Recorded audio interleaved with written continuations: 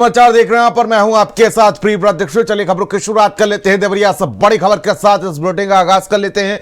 खबर देवरिया से, जहां पर आपको बता दें कि एसएस मॉल ईजी मार्ट में अवैध धर्मांतरण पर बड़ी कार्रवाई देखने को मिल रही है, जहां पर तीसरा आरोपी इशराफिल अंसारी गिरफ्तार किया गया है। आरोपी उस्मान गनी का भाई इशराफिल गिरफ्तार किया गया है, जहां पर आपको बता दें कि उस्मान गनी गौहर अली पहले ही जेल में बंद है, जहां पर आपको बता दें कि तरन्नुम गनी अभी भी फरार बताई जा रही है, जहां पर पुलिस तलाश में जुटी हुई है। 7 सितंबर को लड़की ने केस दर्ज कराया था। एसपी विक्रांत वीर के निर्देश पर लगातार कार्रवाई की जा रही। गिरफ्तारी करने वाली टीम को बड़ी सफलता हाथ लगी है, जहां पर आपको बता दें कि फिलहाल अब बड़ी कार्रवाई की गई। एक और आरोपी गिरफ्तार किया गया है, इशराफिल गनी गिरफ्तार किया गया है। गिरफ्तारी करने वाली टीम को एक बड़ी सफलता हाथ लगी है, जहां पर आपको बता दें फिलहाल लगातार इस सिंडिकेट पर कार्रवाई की जा रही है।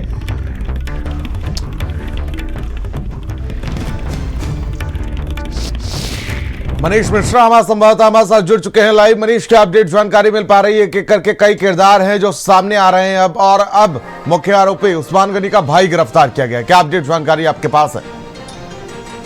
जी देखिए पेमत, मैं आपको बता दूं कि देवरिया में इस समय जो कहा जाए तो एसएस मॉल और ईजी मार्ट काफी सुर्खियों में है। और वहां ऐसा एक लड़की ने आरोप लगाया था कि इस मॉल और मार्ट में जो है धर्मांतरण, यौन शोषण जैसे तमाम कृत्य किए जाते हैं, जिसके बाद से 7 सितंबर को बीते 7 सितंबर को एक मुकदमा दर्ज हुआ था, जिसमें माल के मालिक उस्मान गनी, उसकी पत्नी तरन्नुम और उसका साला गौहर को जो देखा जाए तो गंभीर धाराओं में मुकदमा दर्ज किया गया था। धर्मांतरण जैसे आरोप में मुकदमे दर्ज किए गए थे, जिसके बाद जो है पुलिस ने जो है मुख्य आरोपी उस्मान गनी को गिरफ्तार कर लिया था। और जो उसका साला है गौहर अली, एक पूर्व धर्मांतरण के मामले में जेल जा चुका है। उसकी पत्नी आज भी तरन्नुम जो है वो फरार बताई जा रही है, लेकिन पुलिस ने सिंडिकेट को तोड़ते हुए बड़ी कार्रवाई करते हुए देखा गया जो उसमें उस्मान गनी का भाई है इशराफिल, उसको भी कल पुलिस ने गिरफ्तार कर लिया है।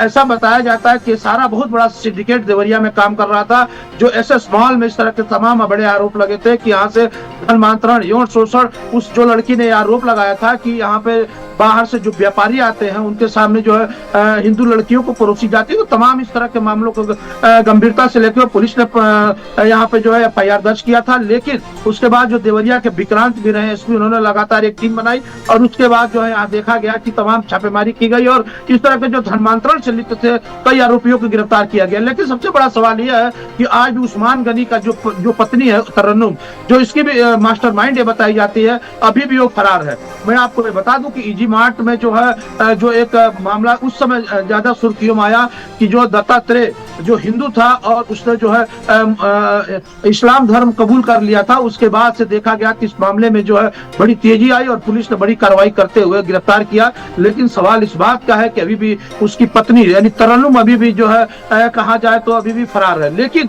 एक सवाल सबसे बड़ा खड़ा ये होता है, कितना बड़ा सिंडिकेट देवरिया जनपद में कई वर्षों से काम कर रहा था, लेकिन आखिरकार पुलिस ने इस कार्रवाई क्यों नहीं की? दूसरी बात ये मैं बता दूं कि 20 शहर में इतना बड़ा मॉल चल रहा था और अभी तक कार्रवाई नहीं की जा रही थी। लेकिन जब एक लड़की जो उसमें काम करने वाली ने आरोप लगाया, उसके बाद मुकदमा दर्ज हुआ, तब इसमें छानबीन हुई।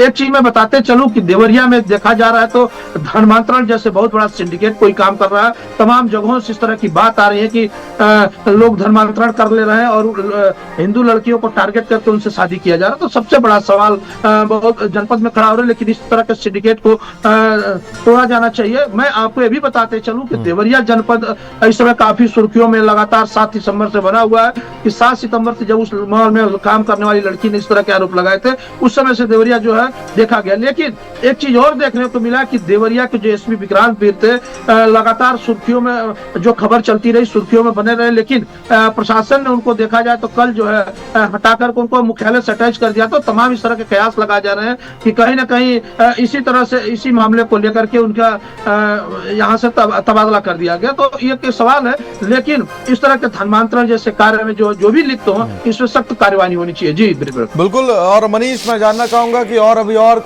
कितने किरदार हैं जो जेल से बाहर हैं, जो इस अवैध धर्मांतरण के धंधे में शामिल हैं, और साथ ही साथ अभी तक अगर यहाँ पर मॉल में देखा जाए तो कितने लोगों का धर्मांतरण करा दिया गया होगा?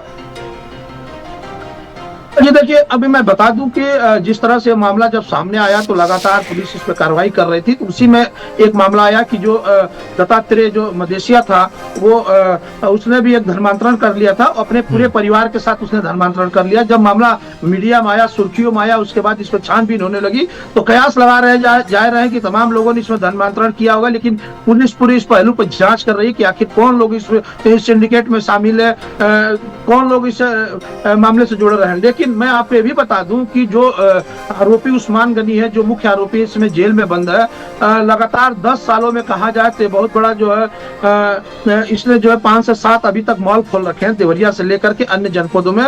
तो कहीं ना कहीं ये देखा जा रहा है कि जो एक छोटा सा आदमी जब कोई छोटी सी दुकान चलाता था और लगातार 10 सालों के अंदर इतना बड़ा मॉल, कई मॉल खड़ा कर दिया, ये भी एक सवाल खड़ा था आखिरकार इतने पैसे इसके पास कहां से आए।